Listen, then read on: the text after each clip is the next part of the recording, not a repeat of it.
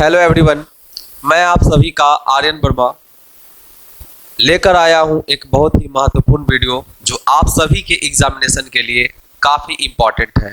तो मैं आप सभी के लिए आज बहुत ही इंटरेस्टिंग टॉपिक लेकर आया हूं जिसका बहुत ज़्यादा आप सभी को इंतज़ार था।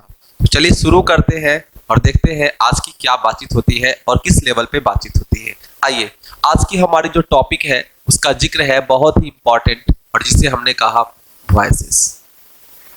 ये वॉइसेस की टॉपिक जो है किसी भी एग्जामिनेशन के पेपर में पूछा जाता है, चाहे वो आपका पीटी लेवल हो या मेंस लेवल हो, इससे कोई फर्क नहीं पड़ता है। हाँ, क्वेश्चन ऑफ लेवल जो है आपका अलग अलग होता है, लेवल क्या क्या होंगी उसके ऊपर डिपेंड करता है और जैसे जैसे आप एग्जामिनेशन के स्टैंडर्ड्स को बढ़ाओगे वैसे वैसे इसके लेवल अलग अलग देखने को मिलते हैं। ठीक है, चलिए शुरू करते हैं without wasting the time. Voice की अगर बात करके चलेंगे तो सबसे पहले इसका मैं डेफिनेशन लिखना चाहूंगा आप सभी के साथ मिलकर। ठीक है, तो डेफिनेशन की अगर बात करके चलेंगे तो हमने कहा यह एक आर्ट है and it is an art of making a statement. It is an art of making a statement, यानी यह एक स्टेटमेंट बनाने की कला है। यानी हम किसी भी स्टेटमेंट को कितने तरीके से कह सकते हैं ये वॉइस बताता है। तो अगर मैं आपके सामने एक एग्जांपल लिखूं और हमने कहा राम कॉल्ड रीना, इस सेंटेंस में अगर हम देख करके चलेंगे तो ये सेंटेंस आपका कैसे कहा जा रहा है। इसी तरह सेंटेंस को अगर हम दूसरे तरीके से अगर कहेंगे तो हमने कहा Reena was called by Ram.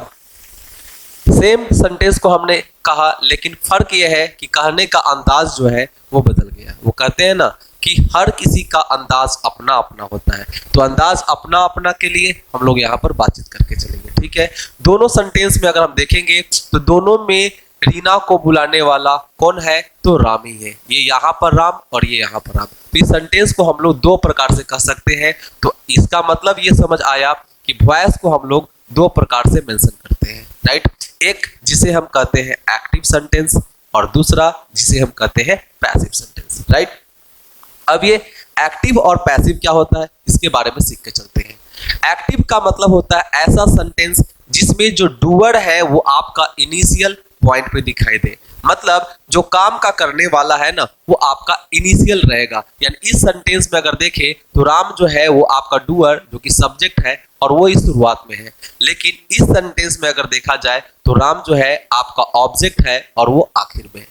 मतलब ये समझ आता है कि एक्टिव वॉइस में डूअर का यानी सब्जेक्ट की प्रधानता होती है, लेकिन अगर हम पैसिव की बात करेंगे तो इसमें ऑब्जेक्ट की प्रधानता होती है।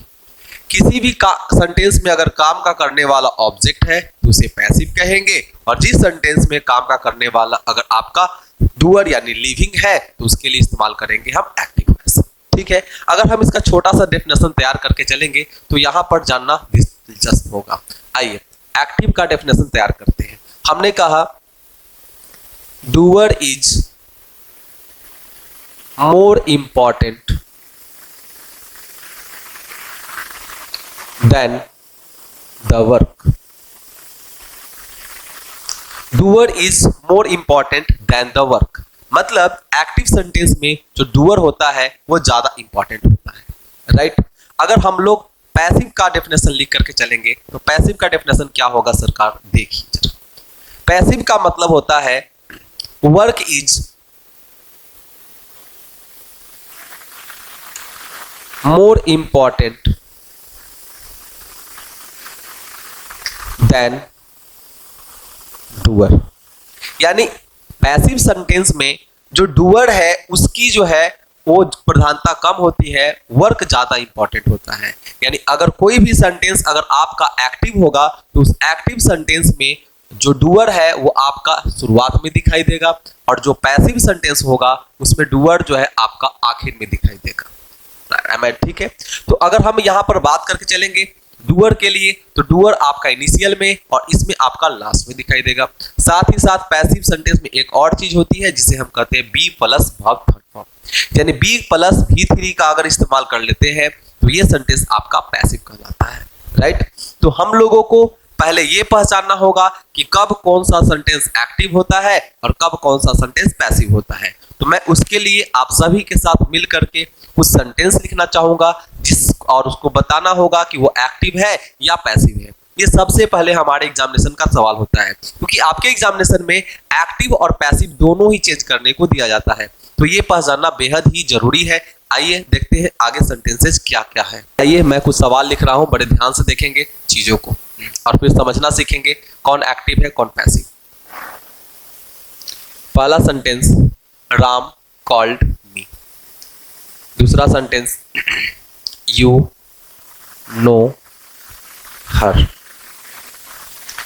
Shreya has called Mohan. Meera can sing a song. A letter is written by you.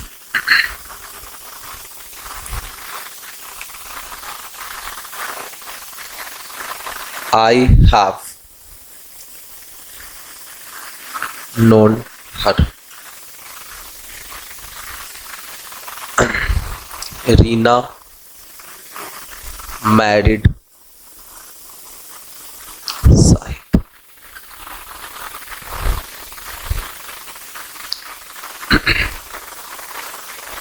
Naina goes home. He was married to Sita.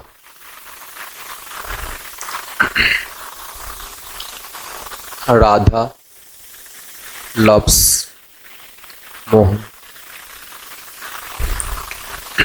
आपके सामने मैंने 10 सेंटेंस लिखा है, ठीक है। बड़े ध्यान से देखेंगे चीजों को तो काफी अच्छा लेवल समझ आएगा। मैं आपको इस सेंटेंस में ये जानना सिखाऊंगा कि कैसे किसी भी सेंटेंस को हम एक्टिव और पैसिव में पहचान सकते हैं। कौन सा सेंटेंस एक्टिव है और कौन सा सेंटेंस पैसिव है, इसको जानना है। क्योंकि आपके एग्जामिनेशन में अगर जो एक्टिव है उसको पैसिव टर्न करना होता है, जो पैसिव है उसे एक्टिव टर्न करना होता है। इसलिए बड़े ध्यान से चीजों को समझ के चलेंगे। आइए, तो हमने अभी बताया था कि सर जिस सेंटेंस में अगर जो डूअर है वो अगर इनिशियल में दिखाई देता है तो वो सेंटेंस आपका एक्टिव होगा। हमने कहा राम कॉल्ड मी, तो हमने कहा मी को किसने बुलाया, तो आप आंसर कहेंगे सर राम ने बुलाया। ये राम सेंटेंस का डूअर है, मीन सब्जेक्ट है, एंड इस सेंटेंस को हम कहेंगे एक्टिव वॉइस, ठीक है। दूसरा सेंटेंस, यू नो हर। तुम किसे जानते हो, उसे। उसे कौन जानता है, यू, यानी यू भी अपने आप में सब्जेक्ट हुआ, इसलिए इसे भी हम कहेंगे आपका एक्टिव सेंटेंस, राइट। कोई दिक्कत नहीं। हमने कहा अगला sentence, Shreya has called Mohan. Mohan को किसने बुलाया है, तो श्रेया ने, तो श्रेया अपने आप में सब्जेक्ट हुई, इसलिए इसे भी हम लोग कहेंगे एक्टिव सेंटेंस। जिस सेंटेंस में जो भी सेंटेंस आपका एक्टिव होगा उसमें डूअर जो है वो शुरुआत में होगा, ठीक है। आइए, Meera can sing a song.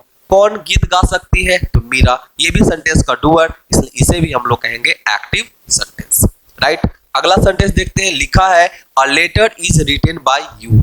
पत्र को किसने लिखा, तो सर जवाब मिलेगा यू, यानी यू जो है वो सेंटेंस का आपका ऑब्जेक्ट है और ये जो डूअर है वो सेंटेंस के आपके आखिर में है, राइट। इस वजह से अगर हम लोग यहाँ समझ के चलेंगे तो इसमें वर्क जो है वो ज्यादा इंपॉर्टेंट है और इसमें ऑब्जेक्ट की प्रधानता है, दैट्स व्हाई इसे हम कहेंगे पैसिव सेंटेंस, राइट।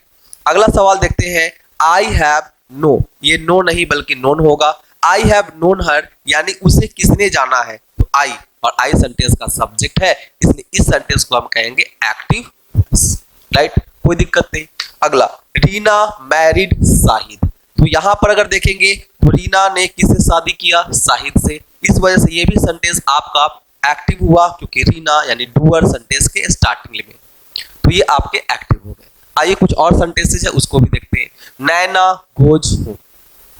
बेसिकली कोई भी सेंटेंस जब होता है ना तो वो आपका एक्टिव ही होता है। हम लोग जो है अगर टेंस की बात करके चलेंगे तो टेंस आप जो भी पढ़ते हैं उसमें सारे सेंटेंस कैसे पढ़ाए जाते हैं, एक्टिव पढ़ाए जाते हैं। इसीलिए कभी कभी बहुत सारे बुक में आपको नजर आएगा कि सिर्फ उसमें पैसिव वॉइस लिखे जाते हैं, एक्टिव वॉइस नहीं लिखे जाते हैं, क्योंकि एक्टिव तो सारा सेंटेंस खुद में होता है, इसलिए हम लोग जो है पैसिव ही पढ़ते हैं। तो यहाँ पर हम लोग पैसिव ही पढ़ रहे हैं, राइट। इसलिए हम लोग को एक्टिव और पैसिव दोनों ही देखना है। नैना गोज होम, नैना कहाँ जाती है, तो नैना जाने वाली है, यह सेंटेंस का सब्जेक्ट, और ऐसे सेंटेंस को हम कहेंगे active voice. He was married to Sita, उसने किससे शादी किया, सीता से। तो यहां पर देख लीजिए ये भी सेंटेंस अपने आप में है, तो क्या, तो सर ये आपका पैसिव है, और क्योंकि ये आपका सेंटेंस का क्या है, सब्जेक्ट है, राइट। आगे बात करते हैं, राधा लव्स मोहन, राधा किससे प्यार करती है, मोहन से। तो राधा सेंटेंस का सब्जेक्ट है, डूअर है, इसलिए इस सेंटेंस को हम कहेंगे एक्टिव, और ये वाला सेंटेंस आपका हो गया पैसिव, राइट। चलिए और आगे बात कर लेते हैं, बड़े ध्यान से देखेंगे तो आपको और अच्छा चीज समझ आएगा, ठीक है जी। तो ये आपका हो गया एक्टिव और पैसिव, मैंने बताना सिखाया कि कैसे जो है कौन सा सेंटेंस कब एक्टिव होता है, कब पैसिव होता है। बहुत सारे स्टूडेंट्स को यही नहीं पता होता है कि कब सेंटेंस को एक्टिव कहेंगे और कब सेंटेंस को पैसिव कहेंगे, ठीक है। बेसिकली हम लोग जो है वॉइस जो पढ़ रहे हैं ना, तो उसमें अगर लिविंग डूअर होगा, ध्यान समझिएगा मेरी बात को, अगर लिविंग डूअर होगा तो उस सेंटेंस को हम लोग जो कहेंगे एक्टिव और पैसिव दोनों में कर सकते हैं। लेकिन अगर सिर्फ नॉन लिविंग होगा तो वो सेंटेंस आपका पैसिव ही होगा, ठीक है जी। चलिए तो अब हम लोग लेकर चलते हैं आगे थोड़ा सा और देखते हैं कि अब हम लोग पैसिव में कैसे सेंटेंस को चेंज कर सकते हैं, उसके लिए क्या तरीके हैं। किताब में बहुत सारे रूल्स लिखे हुए हैं, लेकिन मैं आपको आज कोई रूल्स नहीं पढ़ाने वाला हूं, बस एक पिक्चर दिखाऊंगा और उस पिक्चर से आप लोगों को पूरी वॉइस जो है बनती हुई नजर आएगी। तो आइए शुरू करते हैं और आगे देखते हैं। तो सबसे पहले हम लोग हेडिंग बना लेते हैं, चेंज इनटू पैसिव। बेसिकली हम लोग वॉइस को जिस चैप्टर के अंतर्गत पढ़ते हैं ना, उसका जिक्र है और उसे हम लोग कहते हैं ट्रांसफॉर्मेशन, ठीक है। ये ट्रांसफॉर्मेशन क्यों कहते हैं जरा समझ के चलिएगा।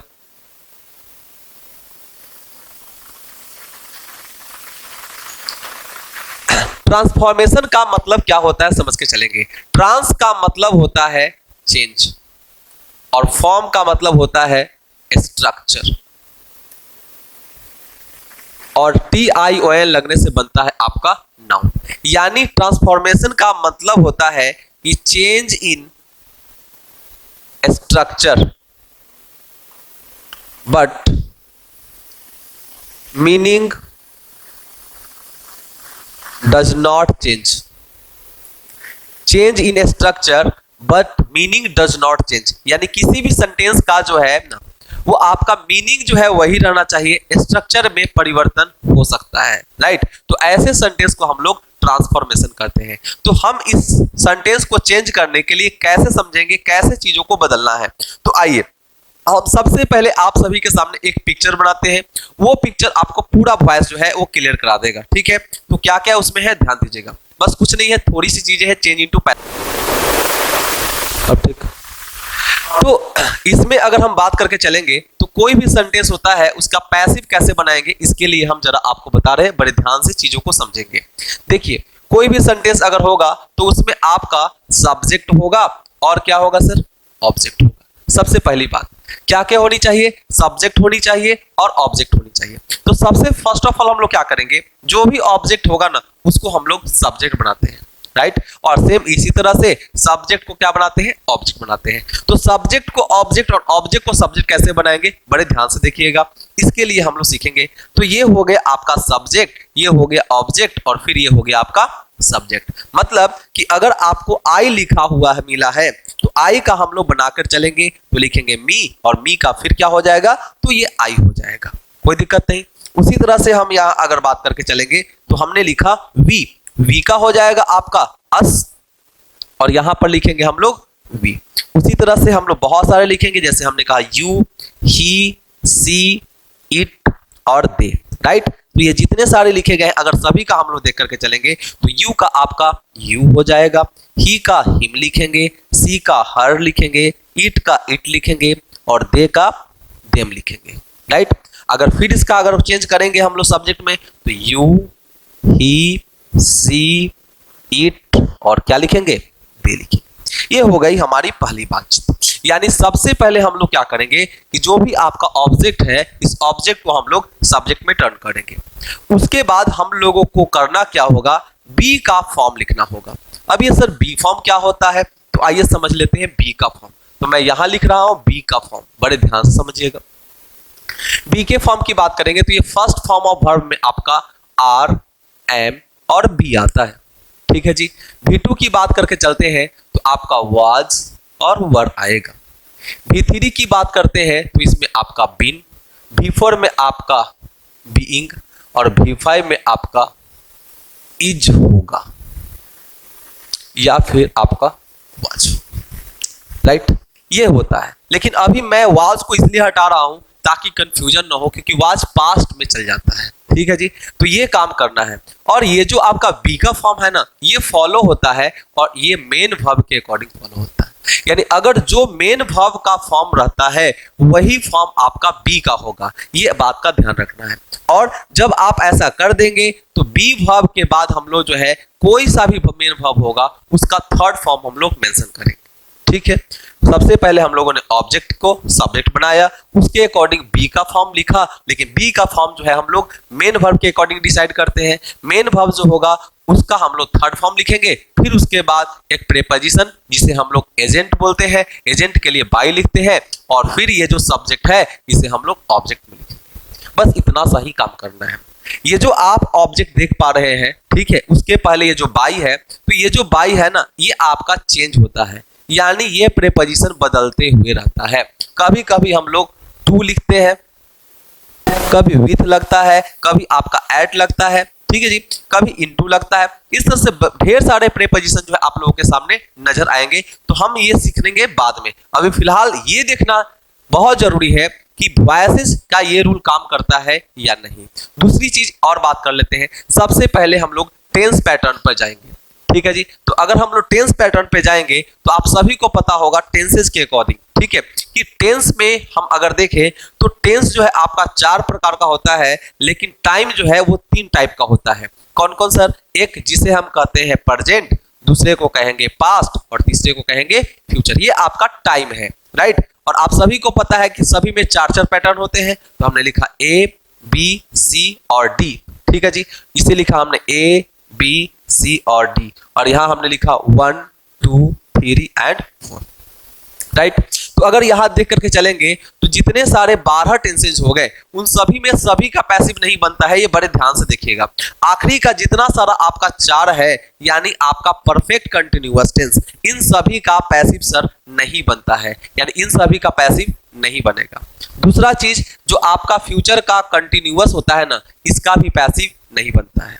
क्लियर है? यानी अगर हम देखें तो 12 में से आपका 4 टेंस घट गया, मीनिंग 8 टेंस का ही पैसिव बनता है। बाकी जितने सारे टेंसेज हैं उन सभी का पैसिव नहीं बनता है, और अगर बनाएंगे तो वो गलत हो जाएगा, ठीक है जी, कोई दिक्कत नहीं। चलिए आगे बढ़ते हैं। तो अब ये देखना है कि हम लोग कैसे जो है पैसिव को तैयार करेंगे और ये रूल कैसे काम करता है। चलिए देखते हैं। हम लोग जो है आप कुछ सेंटेंस पे काम करते हैं। मैं आप सभी के लिए कुछ सेंटेंस लिख रहा हूं और उसका हम लोग पैसिव बना करके चलेंगे। आइए तो सीखते हैं कुछ सेंटेंसेस। पहला सेंटेंस है Radha sings a song,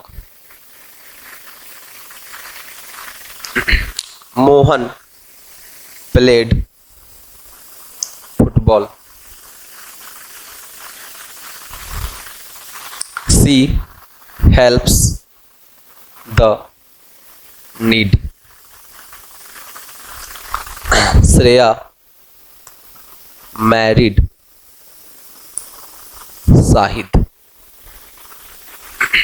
I know you।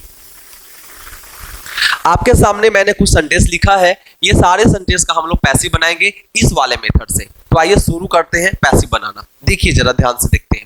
अगर हम इस सारे सेंटेंस का अगर पैसिव बना के चलेंगे तो हमने कहा सबसे पहले जो आपका ऑब्जेक्ट होगा उसको आपको सब्जेक्ट बनाना होगा, राइट। तो अगर हम यहाँ देखेंगे तो सबसे पहले ये हमारा ऑब्जेक्ट है और ये सब्जेक्ट। तो इस ऑब्जेक्ट को जब यहाँ लाएंगे तो सबसे पहले लिखेंगे हमारा क्या हो गया, अ सॉन्ग। कोई दिक्कत नहीं। चलिए अब ये देखना है कि बी का फॉर्म जो लगाना है वो मेन वर्ब के अकॉर्डिंग डिपेंड करता है। तो मेन वर्ब का फॉर्म हमारा हो गया वर्ब का 5वां फॉर्म, ठीक है जी। जब पांचवा फॉर्म हो गया तो सॉन्ग के लिए हम बी का फॉर्म जब लगाएंगे तो जाहिर सी बात है पांचवा फॉर्म तो इज ही लगेगा। अगर आर लगता प्लूरल के लिए तो आर लगा देते, तो यहां हो जाएगा अ सॉन्ग इज। ठीक है जी। सिंग का अब हम लोग तीसरा फॉर्म लिखेंगे क्योंकि मेन वर्ब का तीसरा फॉर्म मेंशन करते हैं, तो संग, उसके बाद लिखेंगे बाई और फिर राधा है तो ये राधा लिख दे। लो जी, बन गया आपका एक पैसिव। कोई दिक्कत है क्या? फिर से एक बार देख लेते हैं। हमने सॉन्ग को पहले लिखा, उसके बाद मेन वर्ब के अकॉर्डिंग हमने जो है बी का फॉर्म लिखा, फिर ये जो सिंग लिखा है इसका तीसरा फॉर्म लिख दिया, फिर बाई और फिर आपका सब्जेक्ट को हमने ऑब्जेक्ट लिख दिया। कोई प्रॉब्लम नहीं। चलिए आगे बात करते हैं। अगले सेंटेंस की बात करते हैं। ये मोहन और ये आपका फुटबॉल, तो फुटबॉल को जब हम यहाँ लिखेंगे तो फुटबॉल लिख दिया हमने।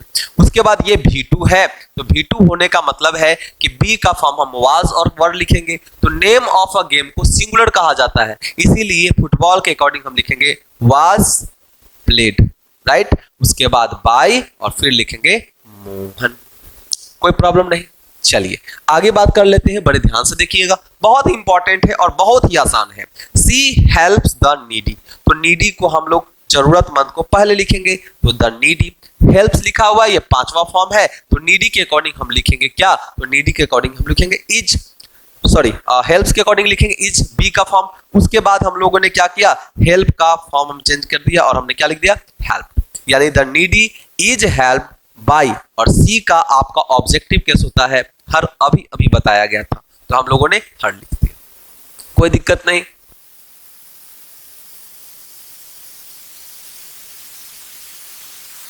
चलिए आगे देखते हैं।